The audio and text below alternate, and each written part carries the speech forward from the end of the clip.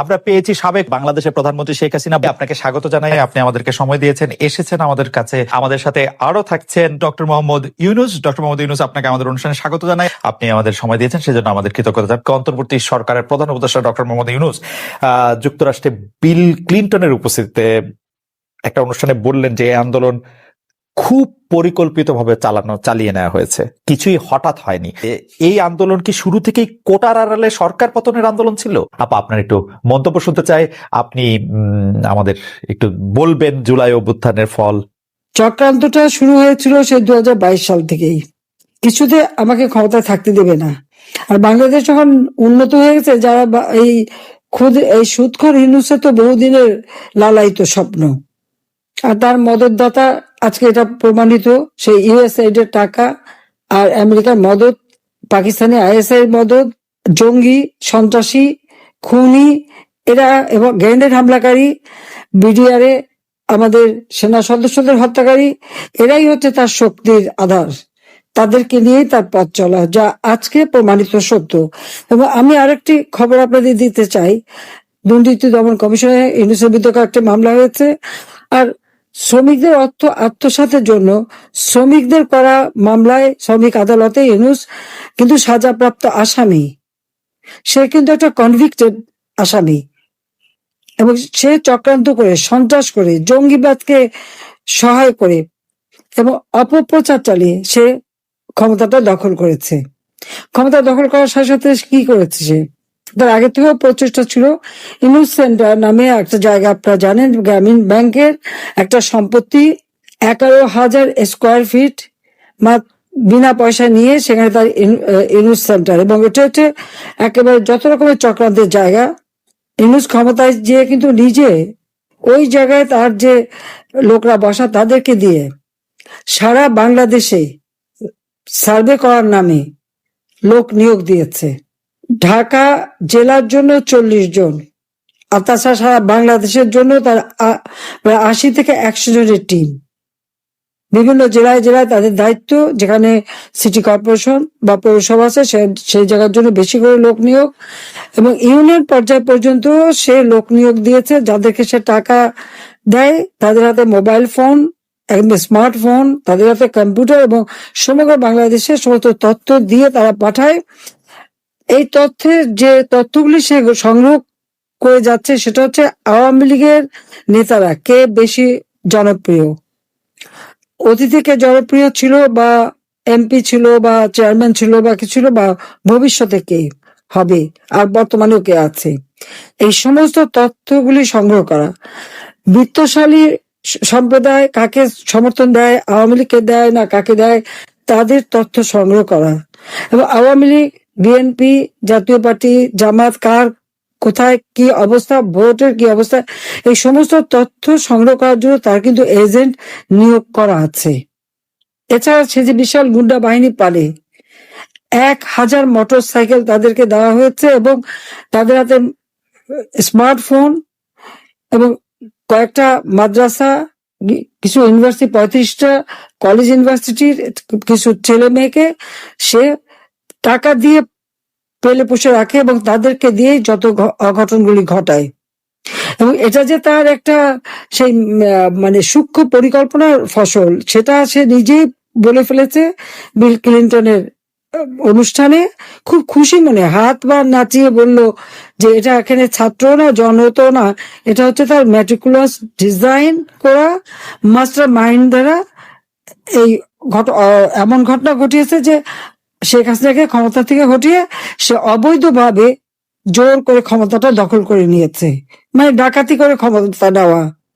এবং ক্ষমতা নেওয়ার পরে আওয়ামী লীগের উপরে যত রকমের অত্যাচার, আর এই অত্যাচারে আরো উৎসাহিত হয়ে বিএনপি আর জামাত তো আছেই। কারণ জামাতের কথা হচ্ছে, আমরা যুদ্ধাপরাধীদের বিচার করেছি, যেখানে জিয়াউর রহমান যুদ্ধাপরাধীদের মন্ত্রী করেছিল, আর যারা সাজাপ্রাপ্ত আসামি তাদেরও ছেড়ে দিয়েছিল। গোলাম আজম পাকিস্তানি পাসপোর্ট নিয়ে পাকিস্তানে ছিল, তাকে আবার ফিরত এনেছিল। তাদের আমরা বিচার করেছি, কাজে সেই প্রতিশোধ দেবে। আর জাতির পিতা বঙ্গবন্ধু শেখ মুজিবুর রহমানের হত্যাকারীদেরকে জিয়াউর রহমান ইন্ডেমনিটি দিয়েছিল, দায় মুক্তি, তাদেরও বিচার করেছি। আজকে আপনারা দেখেন 7ই জুলাই 2024 সালে যে আন্দোলন, পুলিশ তো কিছু বলেনি আন্দোলনকারীদেরকে। আমরা তো কিছুই বলিনি, বরং তাদের সাথে আলোচনা করা, তাদের পাশে থাকা। মেয়েরা যখন পথে নেমেছে, তাদের নিরাপত্তা, ওই মেয়েরা যখন স্লোগান দেয় শেখ হাসিনা পদত্যাগ চায়, আর আমি তখন তাদের নিরাপত্তা দেই যে তাদের জন্য কোনো রকম অসুবিধা না হয়। আজকে তাদের অবস্থাটা কি? এখন মেয়েরা ঘর থেকে বেরোতে পারে না। দেশবাসীর কাছে আমি বিচার চাই, কি অপরাধটা কি করেছি যে এইভাবে, যেখানে আমি মানুষের ভাগ্য পরিবর্তনের কাজ করে যাচ্ছি, মানুষের জীবন মান উন্নয়ন করেছি। আজকে বাংলাদেশ সেই 2008-এর বাংলাদেশ আর 2024-এর বাংলাদেশ তো এক না। বাংলাদেশের মানুষের জীবন মান তো উন্নত হয়েছে। আমাদের অর্থনীতি আজকে কত কত উপরে উঠে গিয়েছিল, এবং এটা মনে হলো যে এটা আর কিছুই না। এটা আমাদের অর্থনীতিকে সম্পূর্ণ পঙ্গু করে দিয়ে বাংলাদেশকে আবার ভিক্ষুকের জাতি করে দেওয়া, এটাই বোধহয় এদের পিছনে ষড়যন্ত্র। সেটাই হচ্ছে সব থেকে দুঃখজনক, যে দিন রাত অক্লান্ত পরিশ্রম করে বাংলাদেশটাকে যখন একটা জায়গায় নিয়ে আসলাম, আজকে সেখানে দেখি এই একদিকে জ্বালা পোড়া সবকিছু। ঠিক যে প্রতিষ্ঠানগুলি মানুষের সেবা দেয়, আজকে মেট্রো রেলে চড়ে মানুষ কত অল্প সময়ের মধ্যে সময় বাঁচিয়ে কর্মস্থলে পৌঁছাতে পারতো, আবার ফিরতে পারতো। সেখানে ছাত্ররা, চাকরিজীবী, সাধারণ মানুষ সবাই তো যেতে পারতো। সেই স্টেশনগুলি পুড়িয়ে এখন ট্রাফিক জ্যাম, মানুষের কষ্ট। আমি তো কষ্ট লাঘব করেছি, কিন্তু যারা এইভাবে আগুন দিয়ে পুড়িয়ে মানুষের সে কষ্টে আবার ফেলে দিল, তাদের বিচার দেশের মানুষকে করতে হবে। আমি খালি সকলের সহযোগিতা চাই। আর এইভাবে মায়ের কোল খালি হোক এটা আমি চাই না, কারণ আমি তো বাবা মা সব হারিয়েছি। আমি তো জানি হারাবার ব্যথা কত কষ্ট, কিন্তু সেই কষ্ট বুকে নিয়ে তো ফিরে আসছি এদেশের মানুষের জন্য। এখানে আমার তো কোনো চাওয়া পাওয়া নেই। আমি তো আমাদের ছেলে মেয়ের জন্য কিছু করিনি, শুধু তাদের লেখাপড়া, নিজেরাই চাকরি করছে, নিজেরাই পড়েছে, আমি কতটুকু করতে পেরেছি, কিন্তু আমি দেশের মানুষের জন্য করেছি। আজকে অন্তত মানুষের ভাত কাপড়ের ব্যবস্থা, চিকিৎসার ব্যবস্থা, তাদের কাজের সংস্থা সবই তো করে দিচ্ছিলাম। যখন আমরা এক উন্নয়নশীল দেশের মর্যাদা পেলাম, তখনই এই তাণ্ডব করে ঠিক যে জায়গাগুলি মানুষের সেবা করে সেই জায়গাগুলিতেই আঘাত। শিক্ষা প্রতিষ্ঠানে হল ভেঙে দেওয়া। সবচেয়ে দুর্ভাগ্য যে ভিসির বাড়িতে আগুন দেওয়া। এর আগেও একবার ঢাকা ইউনিভার্সিটি ভিসির বাড়িতে আগুন দিয়েছিল, আপনাদের মনে আছে? রংপুরে সেখানে আগুন দিয়েছে, ময়মনসিংহ কৃষি বিশ্ববিদ্যালয় থেকে শুরু করে বিভিন্ন জায়গায় এই তাণ্ডব চালিয়েছে। রাজশাহীতে এই তাণ্ডব চালিয়েছে। বিশ্ববিদ্যালয়গুলিতে সেশন জট ছিল, আমি সরকার আসার পর থেকে কোনো সেশন জট নাই। লেখাপড়ার মান উন্নত করা, যাতে এখান থেকে পড়ে আবার বিদেশেও পড়তে হবে, সেই ব্যবস্থাও করে দিয়েছি। কিন্তু তারপরেও কোটা সংস্কার আন্দোলন, কোটা তো আমি বাতিল করে দিয়েছি। আমি আহ্বান করেছিলাম যে একটু ধৈর্য ধরো, হাইকোর্টে শুনানি হবে, হাইকোর্ট যে রায় দেয়। না, তারপরেও এই আন্দোলন হবে। আজকে এই যে এতগুলি মানুষের জীবনের ক্ষতি হলো, এতগুলি পরিবার ক্ষতি হলো, এর দায় দায়িত্ব কাদের? আমি দেশবাসীর কাছে সেই আহ্বান জানাবো যে এই ধরনের ধ্বংসযজ্ঞের জন্য এই দেশকে নিয়ে আর কেউ চালাতে না পারি। আমি সকলের সাহায্য চাই, আর আমি চাই না এইভাবে মায়ের কোল খালি হোক আর এভাবে মানুষ অসহায় হয়ে পড়ুক। এই হাসপাতালটাই তো আজকে আপনারা দেখেন কত সুন্দরভাবে করে দিয়েছি। কিছু নেই হাসপাতালে, একটা লিফটও ছিল না আমি যখন সরকারে আসি। আর সেই হাসপাতালও আমার আব্বা স্বাধীনতার পর জাতির পিতা বঙ্গবন্ধু শেখ মুজিবই করে দিয়েছিলেন।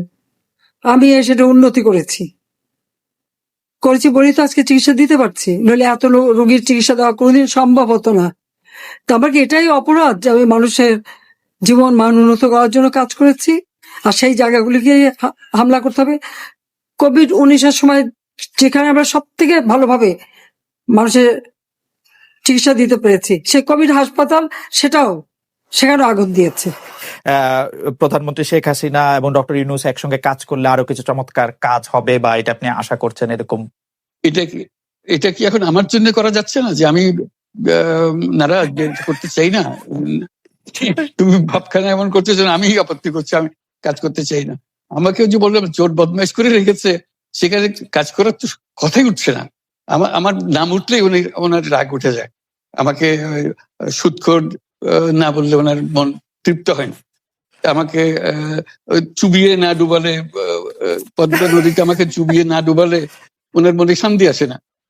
ঠিক আছে, এখন আমি কি করে বলবো? ওনাকে বলতে তো হবে, ওনাকে যদি কিছু বলতে হয়। পদ্মা নদীর কথাটা যখন উঠলই, পদ্মা ব্রিজ সম্পর্কে যে কথাটা সরকারের উচ্চ মহল থেকে এটা বলা হয় যে আপনি আপনার ক্ষমতা ব্যবহার করে বা আপনার পরিচিতি ব্যবহার করে বা আপনার যে একটা সাংঘাতিক রকমের গ্রহণযোগ্যতা সারা দুনিয়াতে আছে, যেটি আসলে ওয়ার্ল্ড ব্যাংক সহ অন্য জায়গায় আছে, সেটি দিয়ে আসলে আপনি পদ্মা সেতুটা বাংলাদেশ যাতে ঋণ না পায় সেটির জন্য আপনি চেষ্টা করেছেন। এই ব্যাপারটা নিয়ে কি আপনি একটু কিছু বলবেন, যে এটা আপনার বিরুদ্ধে একটা অভিযোগ? কি বলবো, এটা বলো, এটা হাস্যকর একটা কথা মুখ থেকে বলে ফেললো চোর ডাকাতের মতো, এটাও আরেকটা বলে ফেললো, এটাই সত্য হয়ে গেল। আমরা যে বারে বারে বিবৃতি দিলাম তখন এটা প্রশ্নই উঠে না। আমরা বাংলাদেশের নাগরিক হিসেবে আমরা গৌরবান্বিত যে এই পদ্মা সেতুর উপরে আমরা একটা সেতু বানাতে পারবো, এটার জন্য আমরা সবাই চাই। কাজে এটা তো বিরোধিতা করার তো প্রশ্নই উঠে না। কেন বিরোধিতা করবো? দেশে যে একটা বড় রকমের ঘটনা ঘটতে যাচ্ছে সেটা তো আমরা সবাই সমর্থন করেছি। বলেই চললেন। এখন একজনে বলতে থাকলে তো আমার করার কিছু তো নাই। উনি এত শক্তিধর যে এখানে আমার কথা তো কিছুই থাকে না। ওনার সব সরকারের যাবতীয় প্রচার যন্ত্র ওনার হাতে। আমার তো আমার গলার যত তীক্ষ্ণ। আপনি তো কথা বলেন না, বললে তো নিশ্চয়ই আপনার সাথে না। একটি প্রশ্ন আসছে যে পদ্মা সেতুর যখন উদ্বোধন করা হবে তখন কি আপনাকে নিমন্ত্রণ জানানো হয়েছিল? মানে রাষ্ট্রের পক্ষ থেকে এরকম বলা হয়েছিল যে আপনাকেও নিমন্ত্রণ জানানো হবে, বা আপনি মনে আছে কিনা? মনে পড়ে না এরকম করছে। আচ্ছা, আমি একটু যে বিষয়টি নিয়ে আপনি আসলে শুরু করেছিলেন যে আপনার প্রতিষ্ঠান জবরদখল করা নিয়ে, সেই জায়গাটার মধ্যে একটু আসি। আমাদের যে আন্ডারস্ট্যান্ডিং, সেই আন্ডারস্ট্যান্ডিংটা হচ্ছে এরকম: আপনার হাত দিয়ে যখন গ্রামীণ টেলিকমের প্রতিষ্ঠা হয় তখন এর আয় থেকে আপনি গ্রামীণ ব্যাংকের সদস্যদের জন্য ব্যয় করার কথা বলেছিলেন বা ভেবেছিলেন। আপনি গ্রামীণ ব্যাংক থেকে চলে আসার সময় বা ওই আগে পরে আমরা দেখেছি যে সে আর্টিকেল অফ অ্যাসোসিয়েশনটা আসলে ওই একই রকম নাই, বদলানো হয়েছে।